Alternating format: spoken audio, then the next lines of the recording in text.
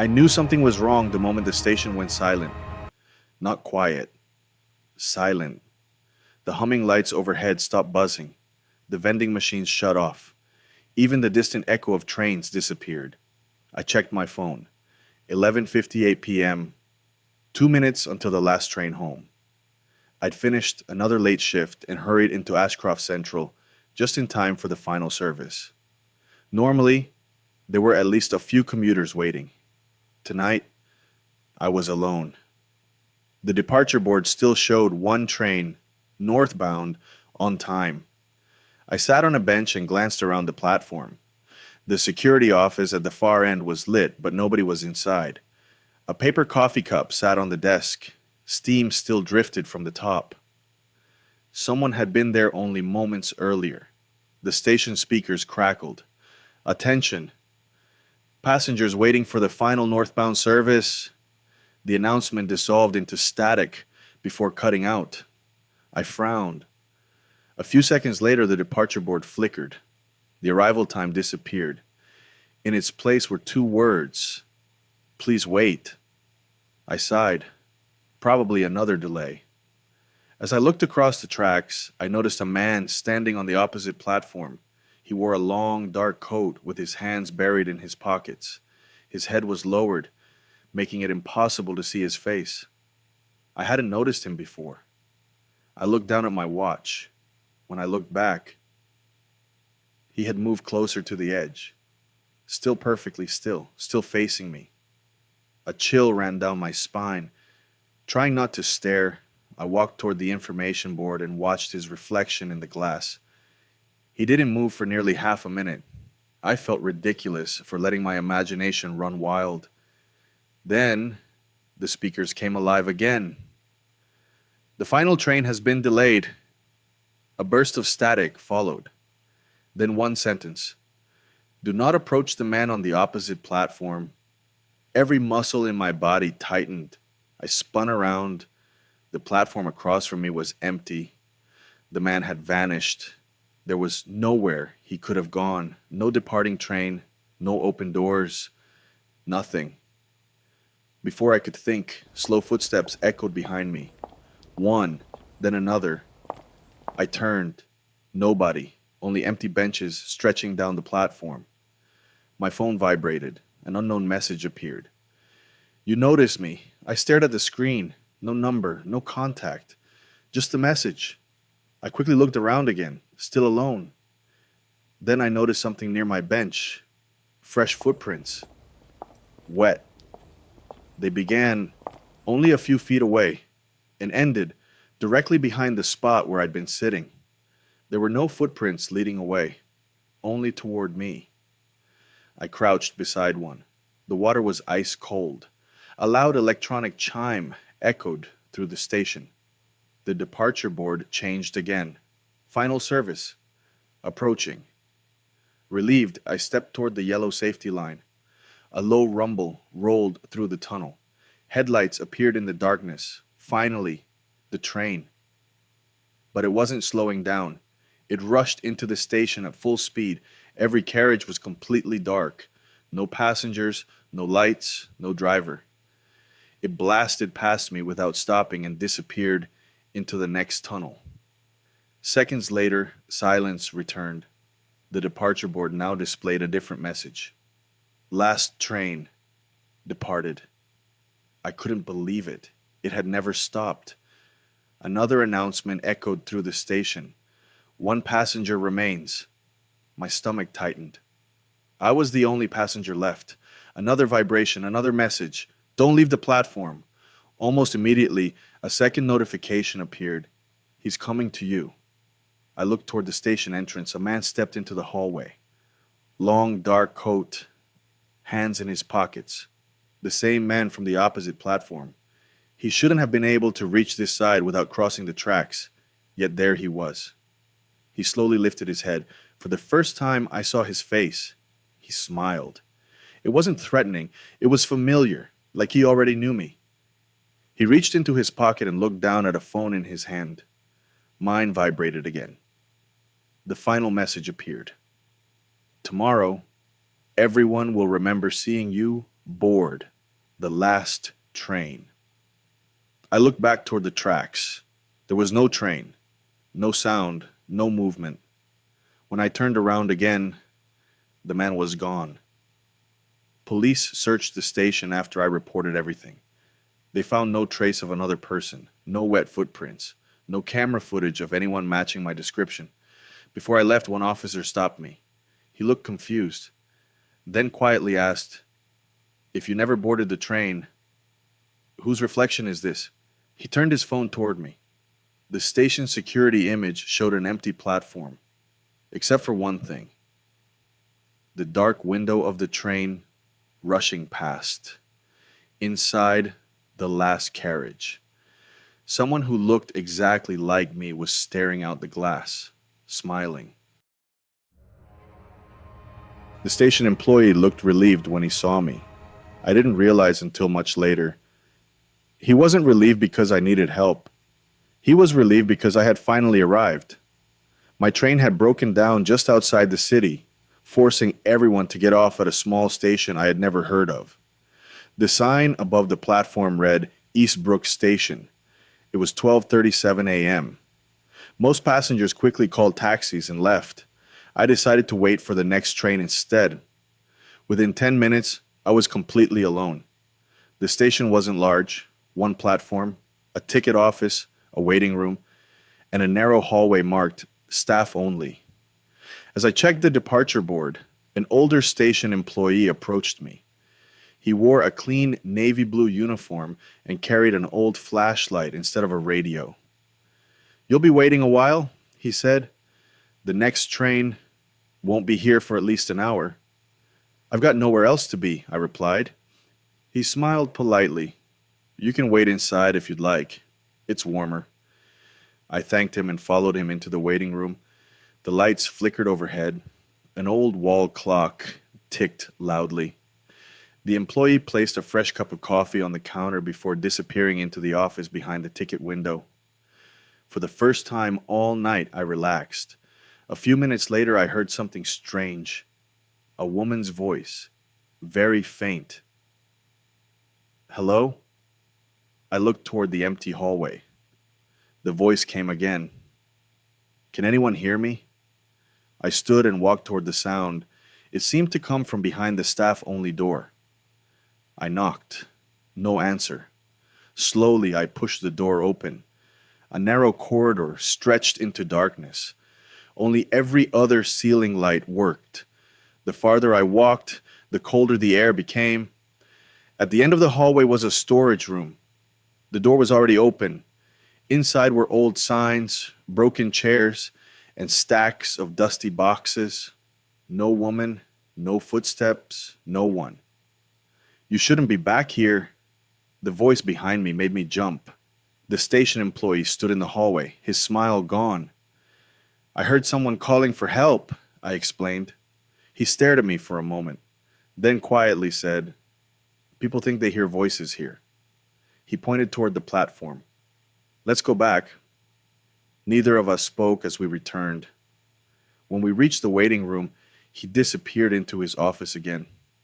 I sat down, trying to convince myself the strange voice had just been an echo. My eyes drifted to a framed photograph hanging on the wall. It showed several station employees standing together in front of the station. One face caught my attention immediately: the man helping me. He looked exactly the same. Same uniform, same smile, same face. The photo was dated 1996. A cold feeling settled in my stomach. Before I could look closer, another man hurried through the front doors wearing a modern station uniform. He stopped when he saw me. "What are you doing here?" "I'm waiting for the next train." "Who opened the station?" I pointed toward the office. "The employee inside." His expression changed instantly. He looked toward the office window, then back at me. "There isn't supposed to be anyone working tonight." I frowned. "I just spoke to him." The younger employee slowly shook his head. "This station hasn't had a night station master in almost 30 years. He walked toward the office and tried the handle. Locked. He He knocked several times, no answer. Then he unlocked it with his own key. The office was empty. The coffee cup on the desk was still steaming. The chair gently rocked back and forth, as if someone had stood up only seconds earlier. The younger employee stared silently at the room, then his radio crackled. "Control to Eastbrook." He answered immediately. "Go ahead." A burst of static followed. Then the dispatcher asked, "Why are you standing in the old office?" He frowned. "What do you mean?" "Because our cameras show you're alone." He slowly looked at the security monitor above the desk. The screen showed him standing in the office doorway. By himself. There was no sign of me anywhere. My heartbeat pounded in my ears. The monitor flickered once, then again. For a split second, another figure appeared beside him, an older man wearing the same uniform as the station master. His face remained hidden beneath the brim of his cap. The image vanished immediately. The younger employee whispered, "We need to leave." We rushed back onto the platform. The station was completely silent. Then the speakers came alive. The same calm voice I'd been listening to all night echoed across the empty station. "Thank you for waiting. The station master will see you now." The lights went out. When they came back 3 seconds later, the younger employee was gone. Only his flashlight remained on the platform, still switched on, still pointing toward the office door, which was slowly opening by itself. Walked away the moment the announcement mentioned Platform 6. Ashcroft Central only had 5 platforms. I'd used that station for years. I knew every entrance, every exit, and every platform by heart. Platform 6 didn't exist. It was 1:12 a.m. when the loudspeaker crackled to life. "Attention, passengers. The final northbound service will depart from Platform 6. I looked up from my phone. The station was almost empty. A young couple walked toward the main exit. A cleaner pushed a cart through the ticket hall. No one else reacted. I walked to the large station map beside the ticket machines. Platforms 1 through 5. Nothing else. No hidden platform. No temporary platform. Just 5. I shrugged it off as a recording error and returned to the bench. A minute later, the announcement repeated. This time it was louder. "Final boarding, Platform 6. When I looked around again, the station had changed. The cleaner was gone. The couple had disappeared. The ticket hall was empty. Only one person remained. An elderly man stood near Platform 5 holding an old brown suitcase. Without looking around, he began walking toward a narrow service corridor beside the platform. I had passed that corridor hundreds of times. I had never seen it open. Curiosity got the better of me. I followed him. The hallway felt older than the rest of the station. The white tiles gradually gave way to cracked concrete. The lights became dimmer with every step. The man never looked back. He simply continued walking. Then he turned a corner. I hurried after him. But when I reached the end of the corridor, he was gone. There was nowhere he could have gone. The passage ended at a rusted metal gate. Behind it stretched an abandoned tunnel covered in dust. No footsteps, no exits, nothing. "Sir." A voice behind me made me jump. A young security guard stood in the hallway. "You shouldn't be back here. I was following someone." "The man with the suitcase." The guard frowned. "I've been watching the cameras. You walked down here alone." I stared at him. "That's impossible. He was right in front of me." The guard looked uneasy. Instead of arguing, he unlocked the gate with a key from his belt.